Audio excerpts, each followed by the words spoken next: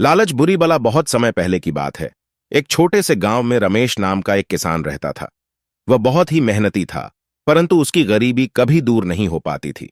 वह और उसकी पत्नी सुमन अपने छोटे से खेत में काम करते थे, लेकिन मुश्किल से ही उनके पास उतने पैसे होते थे जिससे उनका गुजारा हो सके। एक दिन रमेश को अपनी मुर्गी के कोप में एक अजीब सी चीज दिखाई दी। उसने देखा कि उसकी एक मुर्गी ने सोने का अंडा दिया है। वह चकित हो गया और तुरंत वह अंडा उठाकर अपनी पत्नी को दिखाने के लिए भागा। रमेश, सुमन देखो, हमारी मुर्गी ने सोने का अंडा दिया है। अब हमारी गरीबी खत्म हो जाएगी। सुमन ने अंडा देखा और उसे अपनी आंखों पर विश्वास नहीं हुआ। दोनों बहुत खुश हुए और सोचने लगे कि अब उनका जीवन बदल जाएगा। रमेश ने तुरंत सोने का अंडा बाजार में बेच दिया और बहुत सारा धन कमा लिया। अगले दिन फिर से मुर्गी ने सोने का अंडा दिया। ऐसा रोज रोज होने लगा और रमेश और सुमन दिन ब दिन अमीर होते गए। अब उनके पास ढेर सारे पैसे और सोना था और उन्होंने अपने पुराने घर की जगह एक बड़ा सा मकान बना लिया।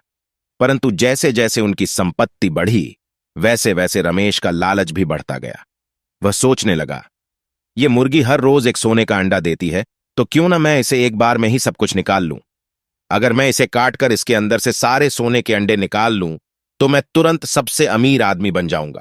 सुमन चिंतित होकर, रमेश, ऐसा मत करो। भगवान ने हमें हर दिन एक सोने का अंडा देने का आशीर्वाद दिया है, हमें इसी से संतुष्ट रहना चाहिए। लेकिन रमेश पर लालच का भूत सवार था।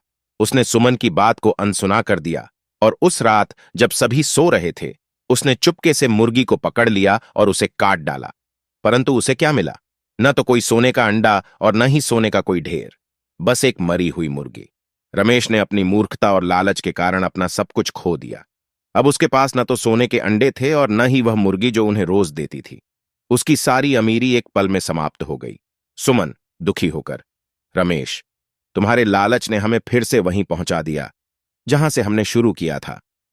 अगर तुम धैर्य रखते और संतुष्ट रहते तो हम जीवन भर सुखी रह सकते थे।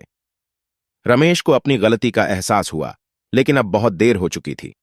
उसने लालच के कारण अपने जीवन की सबसे बड़ी भूल कर दी थी और अब उसे उसी गरीब हालत में रहना पड़ा जैसा वह पहले था। कहानी की सीख। इस कहानी से हमें यह सीखने को मिलता है कि लालच करना कभी भी अच्छा नहीं होता। हमें हमेशा धैर्य और संतोष के साथ जीवन जीना चाहिए।